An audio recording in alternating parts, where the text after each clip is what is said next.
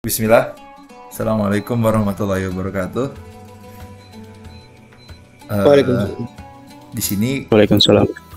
kami dari kelompok satu ingin mempresentasikan tentang akad murabahah dan akad qard. Presentasi ini bertujuan untuk memenuhi tugas dari mata kuliah Islamic Wealth Management. Di sini kelompok ini beranggotakan yaitu ada Maulana, ada Azami, ada Fadil, dan juga ada saya sendiri, Faid. Oke, kita mulai dari pendahuluan. Nah, Islamic Financial Institution atau bisa disingkat dengan IFI adalah lembaga yang menjalankan kegiatan keuangan berdasarkan prinsip syariah Islam. Di sini ada dua akad yang akan kita bahas, yaitu adalah akad tijari dan akad tabarru. Nah, akad tijari adalah akad yang bertujuan untuk memperoleh keuntungan. Sedangkan tabarru adalah akad yang bertujuan untuk tolong-menolong.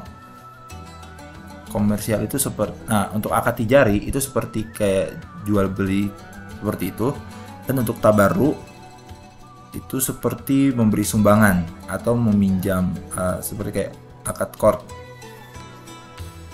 Nah, mungkin langsung contoh lembaga. Nah, di sini ada salah satu lembaga keuangan syariah terbesar di Indonesia, yaitu BSI atau yang seperti kita tahu Bank Syariah Indonesia. Nah, BSI itu menawarkan berbagai produk berbasis akad tijari maupun tabarru. Nah, di sini kita akan fokus membahas untuk akad murabahah sebagai contoh akad tijari dan akad qardul hasan sebagai contoh akad tabarru. Untuk selanjutnya akan dibahas oleh teman saya yaitu Fadil. Nah, teman-teman, di sini akad tijari yang kita akan bahas adalah murabahah. Murabahah adalah salah satu jenis akad tijari atau komersial yang bank syariah itu mendapatkan keuntungan darinya.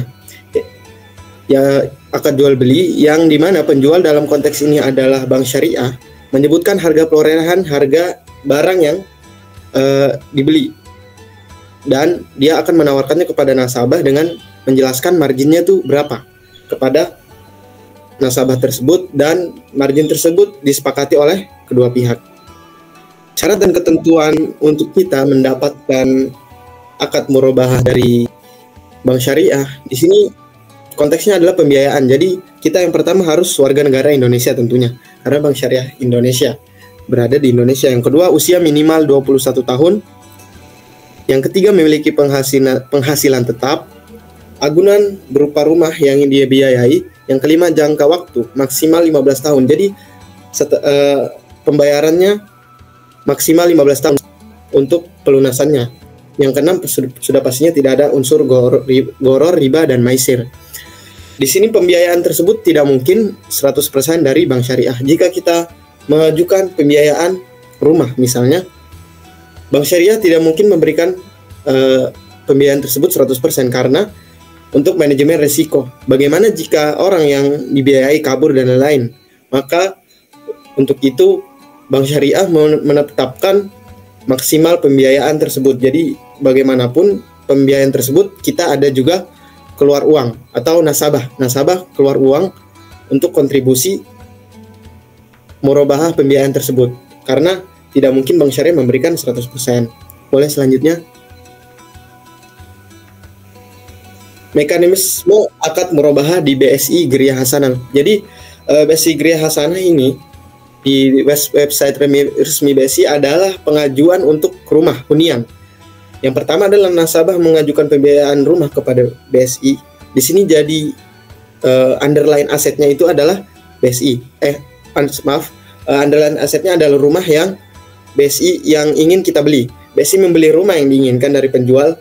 Karena di sini adalah akad ijarah, jadi BSI membeli dulu nih rumahnya. Karena jika BSI mengambilkan keuntungan dari sesuatu yang bukan dia miliki, maka tidak boleh.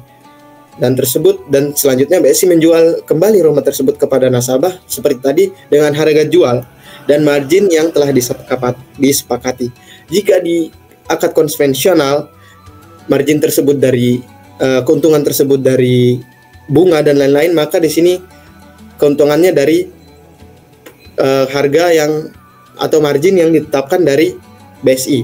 Jadi sudah disepakati dan disampaikan kepada nasabah. Nasabah setelah itu pastinya karena BSI yang membeli sebagai dan menjual kepada kita, nasabah mencicil hingga jangka waktu yang ditentukan dan disepakati. Jadi di sini kesimpulannya dari murabah ini adalah akad tim pembiayaan yang bisa kita temukan nanti jika kita mengajukannya kepada Bank Syariah Indonesia tersebut. Selanjutnya akan disampaikan oleh teman saya Azami, mungkin masuk ke dalam pembahasan qard. Oke, terima kasih Saudara Fadil atas waktunya. Izinkan saya menjelaskan tentang akad tabaruk, yaitu akad qard. Akad qard adalah suatu akad tabaruk atau akad sosial tolong menolong, yang dimana akad tabaruk itu adalah akad yang tidak diperbolehkan untuk mengambil keuntungan sedikit pun dari transaksi tersebut. Nah, untuk qard sendiri, qard adalah akad yang berupa pinjaman atau pemberian dana dari satu pihak kepada pihak lain tanpa adanya tambahan ataupun imbalan. Yang artinya seperti yang tadi saya disebutkan di awal, akad qard ini tujuan utamanya adalah untuk saling tolong menolong ataupun kebaikan tanpa mencari keuntungan. Next.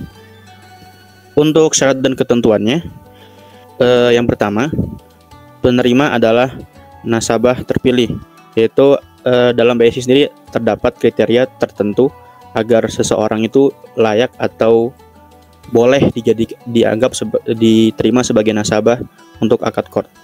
Yang kedua, dana yang digunakan berasal dari sumber-sumber tertentu seperti CSR, dana kebajikan ataupun infak. Yang ketiga, dalam akad qard tidak dikenakan margin, fee ataupun bunga, karena seperti yang disebutkan tadi, akad qard ini adalah akad tabaruk yang dimana tidak boleh adanya tambahan atau keuntungan. Kemudian yang keempat, digunakan untuk kebutuhan yang mendesak dan produktif. Jadi untuk qard ini tidak bisa digunakan untuk semua hal. Jadi ada kriteria tertentu atau alasan-alasan tertentu yang bisa diterima agar ada kriteria tertentu agar seseorang ini boleh mengajukan akad qard. Kemudian yang terakhir, syarat yang terakhir adalah untuk pengembalian uangnya pokoknya disepakati pada awal terjadinya transaksi. Nah, untuk mekanismenya, pertama, seorang nasabah dia harus dalam keadaan membutuhkan sebuah dana untuk dalam keadaan mendesak, seperti misalnya biaya kesehatan, pendidikan, ataupun kondisi-kondisi lain yang dimana seseorang nasabah itu membutuhkan uang segera gitu, dan bukan sekedar memenuhi hajatnya, akan tapi karena kebutuhan penting. Yang kedua, kemudian pemberi dana atau di sini Bank BSI memberikan pinjaman dana tanpa margin keuntungan kepada nasabah tersebut. Kemudian setelah berjalannya waktu tertentu, nasabah wajib mengembalikan pokok pinjaman sesuai dengan waktu yang telah disepakati.